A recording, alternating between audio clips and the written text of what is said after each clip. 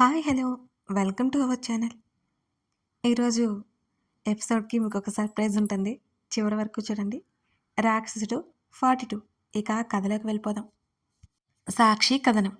లేకపోతే ఆ ప్రజ్ఞని హత్తుకుంటాడా? అందుకే స్నానం చేయమని చెప్పాను. నేను ప్రజ్ఞ గురించి అడగాలి అనుకోలేదు. ఎందుకంటే ఆదిరేంటో నాకు తెలుసు కాబట్టి. తన గురించి భయపడాల్సిన అవసరం, అనుమానపడాల్సిన అవసరం నాకు లేదు. ఎందుకంటే అతని ప్రేమ నాకు మాత్రమే సొంతం. అతని ప్రేమ మరొకరికి పంచడు, పంచలేడు. కాకపోతే ప్రజ్ఞ మీద జాలి చూపిస్తుంటే కోపమొచ్చింది. ఇతన్ని నాశనం చేయాలనుకుంది. కాకపోతే ఫస్ట్ క్రష్ కదా! అందుకే వదిలేసా ఇతన్ని. లేకపోతేనా ముప్పు తిప్పలు పెట్టి 3 చెరువుల నీళ్లు తాగించేదాన్ని నేను. ఊరికినేదానిది కాదు. ప్రజ్ఞ అని తనేదో చెప్తుండగా తన నోటి మీద చెయ్యడ్డు పెట్టాను. తను నన్నే చూస్తున్నాడు. లేచి వెళ్ళి తన ఒడిలో కూర్చున్నాను. అతని కళ్ళు సంభ్రమాశ్చర్యాలతో విప్పారాయి. ప్రజ్ఞ టాపిక్ మన మధ్య రాకూడదు. నువ్వు తనతో మాట్లాడావు అంటే ఏదో ముఖ్యమైన కారణం ఉండి ఉంటుంది. నేను నిన్ను అనుమానించలేను. అనుమానిస్తే నాకంటే నీచురాలుండదు అంటూ తన కళ్ళలోకి చూస్తూ చెప్పాను. అతని పెదవుల మీద అందమైన నవ్వొకటి నిలిచింది. అతని తేనె కళ్ళు మెరిశాయి. నా చుట్టూ చేతులు బిగించి నా కణతం మీద ముద్దు పెట్టుకున్నాడు. Thank you for coming in to my life. నా భుజం దగ్గర ముఖం దాచేసుకున్నాడు. కాసేపటికి ఒకరి కౌగిలిలో ఒకరు మరొకరం సర్వం మర్చిపోయి ఉండిపోయాం. నేను నిన్నొక విషయం అడుగుతాను, సరేనా? మెల్లిగా అన్నాను. ఏంటది? నా చేతిని వేళ్ల మీద ముద్దు పెట్టుకుంటూ అడిగాడు. నేను జాబ్ చేస్తాను. అసలు నాకు ఇప్పుడే పెళ్లి చేసుకోవడం ఇష్టం లేదు. మా మమ్మీ వాళ్ళకి ఒక ఇల్లు కట్టించాలని నా కోరిక అని నేను అంటుండగా, సరే అలాగే చేద్దాం అన్నాడు. వాళ్ళు మన డబ్బులు తీసుకోరు అని దిగాలుగా అన్నాను నేను. అయితే ఏం చేయాలంటావు అని అడిగాడు ఆదిల్. నేను జాబ్ చేసి లోన్ పెట్టేస్తా, ఇల్లు కట్టిస్తా, ఏమంటావు అని అడిగాను. ఇల్లు కట్టించడం అంటే అల్లాటప్ప అనుకున్నావా? నా ముఖంలోకి చూశాడు ఆదిల్. ఆల్రెడీ మా సేవింగ్స్ ఉన్నాయి బాబు అని చెప్పాను నేను. ఆహా, అయితే నీకు నచ్చినట్లు చేసుకో, నాకు ఎటువంటి సమస్య లేదు అన్నాడు ఆది. అయితే ఇప్పటి నుంచి నువ్వు బాస్వి, నేను పిఏని. నీకంటే నాకు శాలరీ ఎక్కువ ఎవరిస్తారు చెప్పు అని నవ్వాను. సరే, ఇప్పుడు బాస్ చెప్పినట్లు వినాలి నువ్వు అంటూ మరొక మాట మాట్లాడనివ్వకుండా నా పెదవుల మీద ముద్దు పెట్టేసుకున్నాడు ఆదిల్. మాట్లాడనివ్వు బాబు అని తన ఛాతీ మీద వాలిపోయి అలక్కగా అన్నాను నేను. ఇప్పుడు మాట్లాడుకునే టైం కాదనుకుంటా అన్నాడు తను నన్నే చూస్తూ. ఆ తర్వాత నాకు మాటలు లేకుండా చేశాడు. తన ప్రేమ మొత్తం నా మీద గుమ్మరించేశాడు ఆదిల్. నేను మరుసటి రోజు నుంచి ఆదిల్తో పాటు ఆఫీస్కి వెళ్తున్నాను. 3 ముద్దలు 6 ముచ్చట్లతో మా కాపురం కాలం వెళ్ళబుచ్చేస్తున్నాం. మమ్మీ నానమ్మ కోసం అపార్ట్మెంట్ ఒక ఫ్లాట్ తీసుకున్నాం. అది వాళ్ళ సేవింగ్స్కి తగ్గట్టుగానే. మా మమ్మీ వారించింది. ఎంత చెప్పినా వినలేదు. ఎందుకంటే ఒక ఫ్లాట్ కొనాలి అంటే ఆ సేవింగ్స్ సరిపోవు. నేనిచ్చినవి తీసుకోనని గొడవ చేసింది మా మమ్మీ. మా అమ్మమ్మ నేను బ్రతిమాలి మా మమ్మీని ఒప్పించాం. కొడుకైన కూతురిని నేనే కదా, నాది నీది ఏంటి అని గట్టిగా చెప్పేశాను. అదంతా మా ఆదిల్ గారి చలవే. రోజులు చాలా వేగంగా కాకపోయినా ఓ మాదిరిగా గడిచిపోతున్నాయి, ముందుకెళ్ళిపోతున్నాయి. అన్నీ బాగానే ఉన్నాయి కానీ కార్తీక్ని ఓ ఇంటివాణ్ణి చేయాలని ఆంటీ తెగ ఆరాటపడుతోంది. కార్తీక్ ఏమో ఒప్పుకోవట్లేదు. నేను తన్ని ఒప్పించాలని డిసైడ్ అయిపోయానిక. ఆంటీ కార్తీక్ కోసం ఓ పెళ్లి సంబంధం చూశానని చెప్పారు. ఆదిల్ నేను కార్తీక్ వాళ్ళతో పాటు వస్తామని కూడా చెప్పాను. చివర్లో ఆదిల్ హ్యాండ్ ఇవ్వడంతో నేనే వెళ్ళవలసి వచ్చింది కార్తీక్ కోసం. కార్తీక్, ఆ అమ్మాయి ఎంత ఇబ్బంది పడుతుందో ఏమో, హోటల్ అరేంజ్ చేసుకోవచ్చు కదా అన్నాను నేను. నేను ఆ విషయం చెప్పాను, కానీ ఆ అమ్మాయి పేరెంట్సే వినలేదు. నన్నేం చేయమంటావు అంటూ కార్తీక్ భుజాలు కదిలించాడు. నేను మిన్నుకుండిపోయానిక. ఆంటీ వాళ్ళు పెద్దవాళ్ళతో మాట్లాడుతున్నారు. కాసేపు తర్వాత పట్టీల చప్పుడు వినిపించగానే మేమిద్దరం తల తిప్పి చూశాం. లేత ఆకుపచ్చ పట్టుచీరలో ముగ్ధ మనోహరమైన రూపంతో ఓ అమ్మాయి వస్తూ కనిపించింది. చూడ్డానికి 2 కళ్ళు చాలడం లేదనిపించింది. నాకే ఇంత నచ్చేస్తే కార్తీక్‌కి ఎంత నచ్చిందో అనుకుంటూ తల తిప్పి చూశాను నేను. కార్తీక్ అప్పటికే కళ్ళు నోరు వదిలేసి మరీ చూస్తున్నాడు ఆ అమ్మాయి వైపు. ఆహా! ఈ అమ్మాయికి పడిపోయాడు మన గురుడు అనిపించింది. మెల్లిగా కార్తీక్ చేతి మీద గిల్లగానే ఈ లోకంలోకొచ్చి పడ్డాడు. ఏంటన్నట్టు నా వైపు చూశాడు తడబాటుగా కార్తీక్. మరి అంతలా చూడకు కార్తీక్, నీకు తొందర ఎక్కువనుకుంటారు అంటూ భుజాలు కదిలించాను.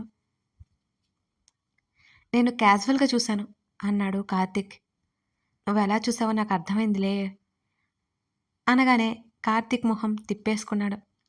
ఆ అమ్మాయిని చూడమని వాళ్ళ బామ్మ అనుకుంటా తెగ తొందర పెడుతోంది. ఆమె మెల్లిగా తల ఎత్తి కార్తీక్ వంక చూసింది. కార్తీక్ కూడా ఆ అమ్మాయి వైపు చూశాడు అదే సమయంలో. నేను గడ్డం కింద చేతులు పెట్టుకొని వాళ్ళిద్దరినీ గమనిస్తున్నాను. చూపులు కలిసిన శుభవేళ సీన్ జరిగిందక్కడ మరి. అర్థమైంది. ఒకరికొకరు పడిపోయారని ఫస్ట్ సైట్‌లోనే. ఆ తర్వాత ఆ అమ్మాయిని అక్కడి నుంచి తీసుకెళ్ళిపోయారు. అదే అరె! అదేంటి? వాళ్ళిద్దరిని మాట్లాడుకోవడానికి కూడా వీలు లేకుండా చేశారు. నేను మెల్లిగా కార్తీక్ చెవిలో గొనిగాను. తను భుజాలు కదిలించాడు. పాపం కార్తీక్‌కి కూడా ఆ అమ్మాయితో మాట్లాడాలని ఉందట. నేను మెల్లిగా ఆంటీని అడిగాను. ఆంటీ చెప్పిన విషయం విని పెద్ద షాక్ తగిలింది నాకు. అలా మాట్లాడుకోవడం వల్ల ఇంటా వంటా లేదట. ఆ అమ్మాయి నచ్చితే చెప్పమన్నారు. ఉఫ్! ఈ రోజులో కూడా ఇలా ఉన్నారా? కార్తీక్ అయితే ముఖం వేలాడదీసుకున్నాడు పాపం. ఆ అమ్మాయి వెళ్ళేటప్పుడు కూడా చాలా దీనంగా ముఖం పెట్టుకొని లోపలికి వెళ్ళడం నాకు తెలిసిపోయింది మరి. విషయం తర్వాత చెప్తామని బయటకొచ్చేసాం మేం కూడా. నా బ్యాగ్ ఓపెన్ చేసి పిన్ కోసం వెతికి బిల్ పేపర్ ఉంటే దాని మీద కార్తీక్ నెంబర్ బరాబరా గీకి విండో దగ్గరికి వెళ్ళాను నేను. విండో క్లోజ్ చేసింది.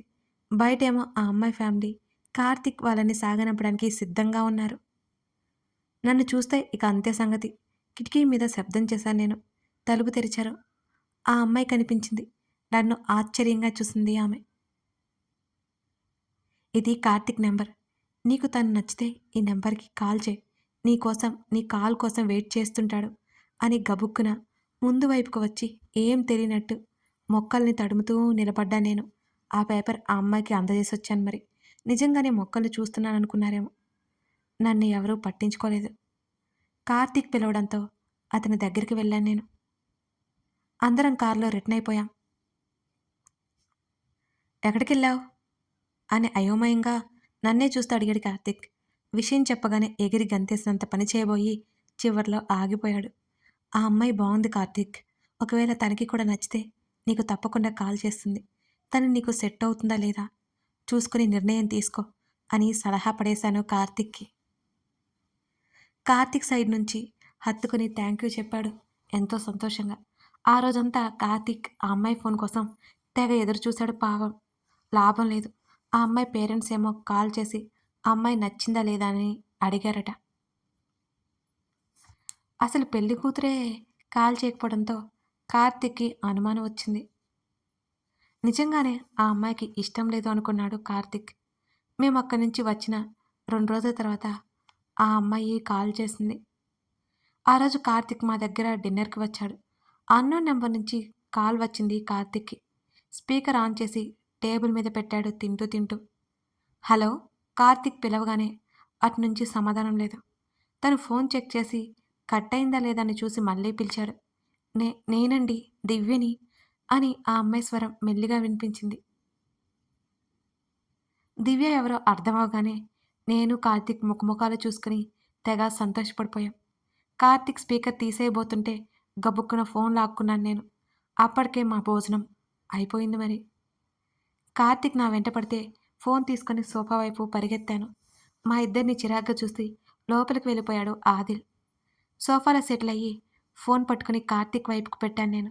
కార్తీక్ లాక్కోబోతుంటే మాట్లాడనట్టు చూశాను నేను. అవతల నుంచి దివ్య గొంతు వినిపించడంతో తప్పక కార్తీక్ నోరు విప్పాడు.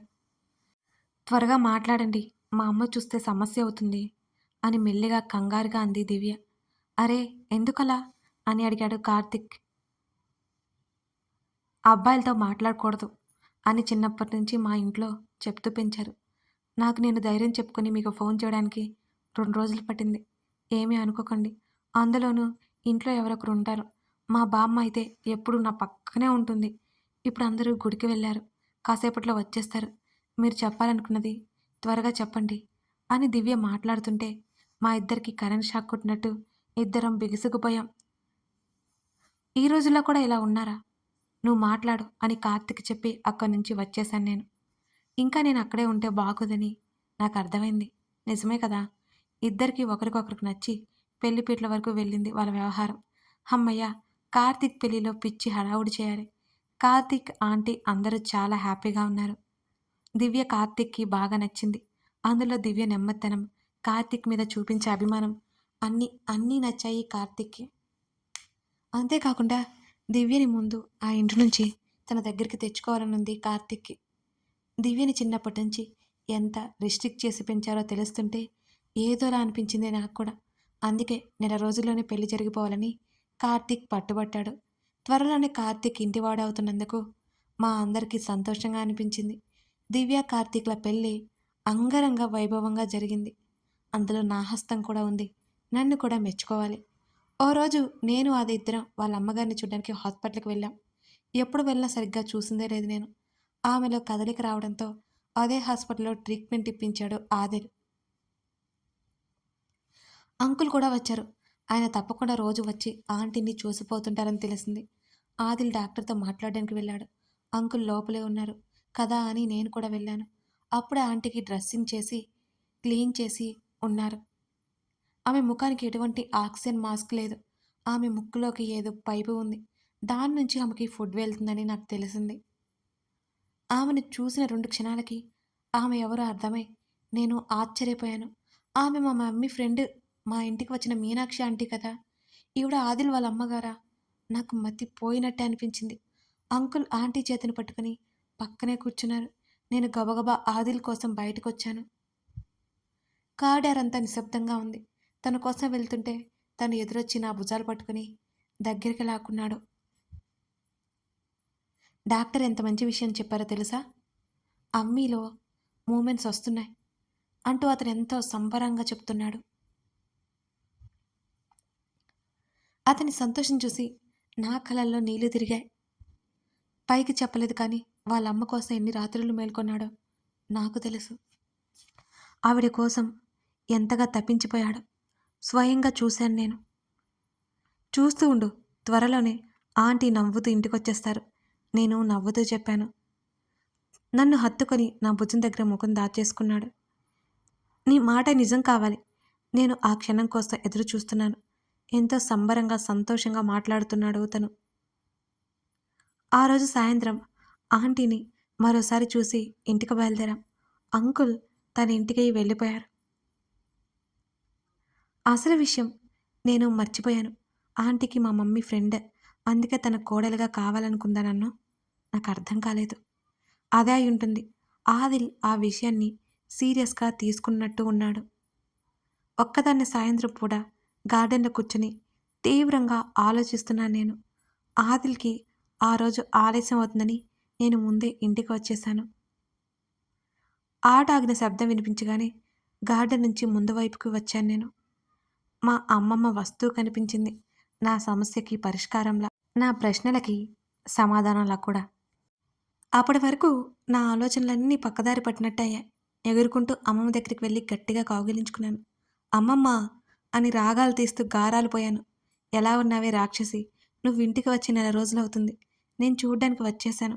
నువ్వు ఎలాగో రావట్లేదు కదా అని అంటున్న మా అమ్మమ్మ మాటల్లో వెటకారం తొంగి చూసింది. ఆఫీస్ ఉంది కదా కుదరట్లేదు. సాటర్డే ఏమో మా ఆయనతో లాంగ్ డ్రైవ్, సండే ఏమో రెస్టు అని భుజాలు కదిలించి నవ్వేశాను. నా చుట్టుకు మొటికలు విరిచి నన్ను ముద్దు పెట్టుకుని మీరు ఇలాగే సంతోషంగా ఉండాలి అని చెప్తూ నాతో పాటు లోపలికొచ్చింది. ఇవాళ మా ఆంటీ లేదు. రేపు ఎలాగో వీకెండ్ కదా. ఆవిడ ఏదో ఊరు వెళ్ళిందని ఆదిల్ చెప్పాడు. మా అమ్మమ్మ కోసం నేనే ఫస్ట్ టైం కాఫీ పెట్టించా. ఎలా ఉంది? నా పక్కన కూర్చుంటూ అడిగాను నేను. పెళ్ళయ్యాక కాఫీ నేర్చుకున్నావన్నమాట అని అంది మా అమ్మమ్మ వెక్కిరింపుగా. ఎగతాళి చేయకు. ఈ మధ్య కొన్ని వంటలు కూడా చేస్తున్నాను నేను. ఆఫీస్ ఉందిగా, చేయడం కుదరట్లేదు. చూస్తూ ఉండు. 2, 3 ఏళ్లలో మాస్టర్ చెఫ్ అయిపోతా అని గబుక్కున కాఫీ పక్కన పెట్టేసి నవ్వేసింది మా అమ్మమ్మ. నేను ఉక్రోషంగా చూశాను. కాస్తుంటే పొలమారేది జోకులు వేయకు సోనా అని మా అమ్మమ్మ మాటలకు మూతి తిప్పాను. ఇద్దరం కబుర్లు చెప్పుకుంటూ కాఫీ తాగాము. మమ్మీని తీసుకురావచ్చు కదా అమ్మమ్మ అని అన్నాను. పేపర్ కరెక్షన్స్ ఉన్నాయట. నన్ను వెళ్ళి రమ్మని చెప్పింది. మిమ్మల్ని వీలు చూసుకుని రమ్మంది మీ అమ్మ అని అంది అమ్మమ్మ. మా అమ్మమ్మ ఒడిలో తల పెట్టుకుని సెటిల్ అయిపోయి ఇంకా బోల్డన్ని కబుర్లు చెప్పుకున్న తర్వాత, అమ్మమ్మ నాకొక సందేహం ఉంది. ఆదిని అడిగితే తనకంత క్లారిటీ లేదన్నాడు. మమ్మీని అడగాలనుకుని ఇంటికి వచ్చినప్పుడు మర్చిపోయా. నువ్వు చెప్పు అని అన్నాను నేను. ఏంటి అది? నా తల నిమురుతూ అడిగింది మా అమ్మమ్మ. అమ్మమ్మ, మమ్మీకి ఆంటీ అనగా మా అత్తయ్య గారికి రిలేషన్ ఏంటి? ఇప్పుడు నాకు చెప్పి తీరాలి. ఆది నా లైఫ్‌లోకి వచ్చాడంటే కారణం ఆవిడే. మిస్ చేసుకున్న దాన్ని నేను అని అంటున్న నా చివరి మాటలకి అమ్మమ్మ నవ్వింది. నా కూతురు సంధ్య, ఆది అమ్మ మీనాక్షి ప్రాణ స్నేహితులు. చిన్ననాటి నుంచి నా కళ్ళ ముందే పెరిగారు అని అమ్మమ్మ చెప్పిన మాటలకి నేను ఒక్కసారిగా షాక్ అయిపోయాను. ఏంటమ్మమ్మ నువ్వనేది? నిజమా? అదే ఆశ్చర్యంతో అడిగాను నేను. అవును. ఆదిల్ వాళ్ళ మామయ్య హేమంత్ మీ అమ్మ ప్రేమించుకున్నారు. ఈ మాటకి నేను విస్తుబోయి మరీ లేచి కూర్చున్నాను. అమ్మమ్మ! అన్నాను ఆశ్చర్యంగా. అవును. మేము ఒప్పుకున్నాం. వాళ్ళ పెళ్ళికి ఒప్పుకున్నారు. మీ అమ్మకి, హేమంత్‌కి పెళ్లి చేయడానికి స్నేహితురాళ్ళిద్దరూ వదిన ఆడపడుచులు అవ్వబోతున్నందుకు నా సంధ్య ఎంతో సంతోషపడిందో. కానీ మీనాక్షికి వేరే అతన్ని, సంధ్యకి హేమంత్‌నిచ్చి ఒకే మండపంలో పెళ్లి చేయాలనుకున్నాం. కానీ మీనాక్షి పెళ్లి ఇష్టం లేదని ఎవరినో ప్రేమించింది. ఆ విషయం భయంతో ఎవరికీ చెప్పలేదు. తన తల్లిదండ్రులకు చెప్పినా ఒప్పుకోలేదు. అందుకే నిశ్చితార్థం ముందు మీనాక్షి వెళ్ళిపోయింది. అక్కడ మీ అమ్మ చిక్కుల్లో పడింది. మీనాక్షి వెళ్తూ వెళ్తూ ఉత్తరం రాసింది. అది మీ అమ్మకు చేరకుండానే వాళ్ళ కంట పడిపోయింది. మీనాక్షి వెళ్ళిపోయే విషయం తెలిసి కూడా సంధ్య ఎవరితోనూ చెప్పలేదని వాళ్ళ కోపం. మీనాక్షిని సంధ్య పంపించిందని హేమంత్‌తో పెళ్లికి ఒప్పుకోలేదు. హేమంత్ మాత్రం తల్లిదండ్రులను ఎదిరించాడు. కానీ వాళ్ళు చస్తామని బెదిరించడంతో సంధ్యని కాకుండా మరో అమ్మాయిని చేసుకున్నాడు. అప్పటి వరకు మామూలుగా ఉన్న మా అమ్మమ్మ ముఖం ఎంతో గంభీరంగా మారిపోయింది. అమ్మమ్మ! అవును. ధైర్యం లేని అతను నా కూతుర్ని ప్రేమించడం, పెళ్లి వరకు తీసుకెళ్ళడం ఎందుకు? అక్కడ అందరూ బాగానే ఉన్నారు. సఫర్ అయింది నా సంధ్య. మీ నాన్న, మీ తాతయ్యకు బాగా తెలుసు. మంచి వ్యక్తి. మీ అమ్మని మీ నాన్నకిచ్చి పెళ్లి చేయడం కోసం మా తల ప్రాణం తోక్కొచ్చింది. మీ అమ్మ అసలు ఒప్పుకోలేదు. మీ అమ్మ మీద ఇష్టంతో మీ నాన్నే ఏరి కోరి పెళ్లి చేసుకున్నాడు. మీ నాన్న గురించి మెల్లిగా అర్థం చేసుకుంది మీ అమ్మ. మీ నాన్న ఎప్పుడైతే పోయాడో మీ నానమ్మ వాళ్ళ అసలు రంగు బయటపడింది. నీకు తెలియదే, మీ అమ్మ ఎన్ని కష్టాలు పడిందో నీకు తెలియదు. ఏ పొరపాటు చేయకపోయినా అన్ని కష్టాలు తనకే వచ్చి పడ్డాయి. అందుకే ఆ రోజు నిర్ణయించుకున్నాను. నా కూతురికి నేనున్నాను అంతే అని మా అమ్మమ్మ చెప్తుండగా అమ్మమ్మ కళ్ళల్లో నీళ్లు నిండిపోయినాయి. మీనాక్షికి దిగులు. మీ అమ్మ అన్ని కష్టాలు పడ్డానికి తనే కారణమని. మీ అమ్మకేమో మీనాక్షి తన దగ్గర అన్నీ దాచిందని కోపం. మనం అందుకే ఆ చిన్న ఇంట్లో ఉండి కాలం వెళ్లదీస్తున్నామనుకొని, అప్పటినుంచైనా నువ్వు రాణిలా బ్రతకాలని మీనాక్షి కోరిక. అందుకే ఆదిల్ దగ్గర మాట తీసుకుంది అని మా అమ్మమ్మ మొత్తం వివరించింది. నిజానికి మీ అమ్మకి ముందు అబ్బాయి పుడితే ఆదిత్య అని, మీనాక్షికి అమ్మాయి పుడితే సాక్షి అని పేరు పెట్టుకోవాలని అనుకున్నారట. కానీ తారుమారైపోయింది అని మా అమ్మమ్మ చిన్నగా నవ్వింది. చివరికి ఇద్దరు స్నేహితురాళ్ళు అనుకున్నది జరిగింది. వియ్యంకులైపోయారన్నమాట. మా అమ్మ నవ్వు వెనక ఎన్ని కన్నీటి చుక్కలో నాకర్థమైంది. మా అమ్మమ్మ ఒడిలో పడుకొని ఏడ్చేశాను నేను. అమ్మమ్మ ఓదార్చింది. ఆదిలు వస్తాడేమోనని చూసి చూసి ఇక తను రాకపోయేసరికి మమ్మీ ఒక్కటే అవుతుందని మళ్ళీ వెళ్ళిపోయింది. అలాగే సోఫాలో కళ్ళు మూసుకొని ఆలోచిస్తూ నిద్రపోయాను. లైట్ వేసుకోవాలని కూడా మర్చిపోయి చీకట్లోనే పడుకునిపోయాను. సోనా, సోనా ఆదిల్ పిలుపు నాకు వినపడుతోంది. తను నా నుదురు మీద చెంపల మీద చెక్ చేస్తూ పిలుస్తున్నాడు. మెల్లిగా కళ్ళు తెరిచి చూడగానే ఒకసారిగా వెలుగు నా కళ్ళకి పడి కళ్ళు మూసుకున్నాను. కళ్ళు నలుముకొని అతని వైపు చూశాను నేను. ఏమైంది? ఒంట్లో బాలేదా? అని అడుగుతూ నా భుజాలు పట్టి లేపి కూర్చోబెట్టాడు. చేతులు చాచడంతో నన్ను చేతుల్లోకి తీసుకున్నాడు. చుట్టూ చేతులు వేసి తన హృదయం మీద తలానించాను నేను. ఇద్దరం స్విమ్మింగ్ పూల్ దగ్గర పక్కనే కుర్చీలో కూర్చున్నాం. తన ఒడిలో కూర్చుని తన ఛాతీకి తలానించాను నేను.